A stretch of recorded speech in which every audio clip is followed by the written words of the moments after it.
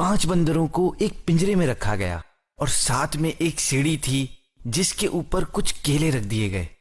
کچھ ٹائم گزرا اور بھوک نے ستایا تو ایک بندر اوپر چڑھا کے کیلے کھائے، مگر جیسے ہی وہ اوپر چڑھا ایکسپیریمنٹر نے نیچے والے بندروں پر ٹھنڈا پانی ڈالنا شروع کر دیا۔ پانی پڑتے ہی وہ شور مچانے لگے۔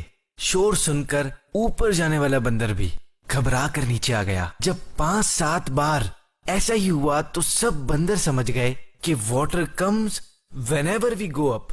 اب بھوک کے ستانے پر جیسے ہی کوئی بندر اوپر جانے لگتا، نیچے والا خود ہی اسے واپس کھینچ لاتا اور مارنا شروع کر دیتے، اوپر نہ چڑھنے دیتے۔ آفٹر فیو آورز ان میں سے ایک بندر نکال کر ایک نیا بندر ڈالا گیا۔ اس نے آتے ہی پہلا کام یہ کیا کہ اوپر چڑھے اور کیلے کھائے، مگر جیسے ہی وہ اوپر چڑھنے لگا باقی بندروں نے اسے واپس کھینچا اور مارنا شروع کر دیا۔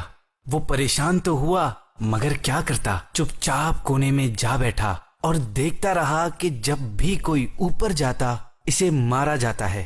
کچھ دیر بعد ایک اور بندر نکال کر نیا بندر ڈال دیا گیا۔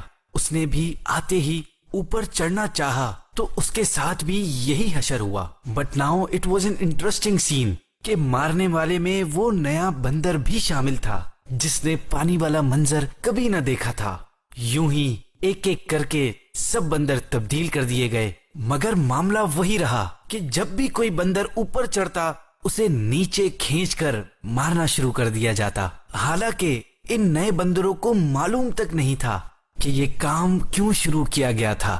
ہم بھی یہی کرتے ہیں اور ریزن صرف ایک ہی ہوتا ہے کہ we have seen others to do the same. Even though we all know that just because something is traditional is no reason to do it, but still we are doing it. ہمارے معاشرے میں بہت سے ایسے رسم و رواج fixed ہو گئے ہیں جن کا فائنل اینڈ بگیسٹ آرگومنٹ یہی ہوتا ہے کہ ہم نے دوسروں کو دیکھا ہے، جبکہ ان کا قرآن، حدیث یا بزرگان دین کی تعلیم میں کہیں ذکر نہیں ہوتا، حالانکہ ہمارے لیے تو رول ماڈل یہی ہیں۔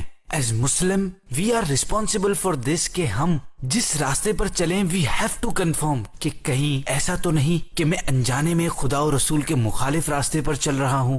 تھوڑا سا سوچئے کہ زمانے کے رسم و رواج اور یہ سوچ کے کہ لوگ کیا کہیں گے، اپنی دنیا و آخرت کو خراب نہ کیجیے۔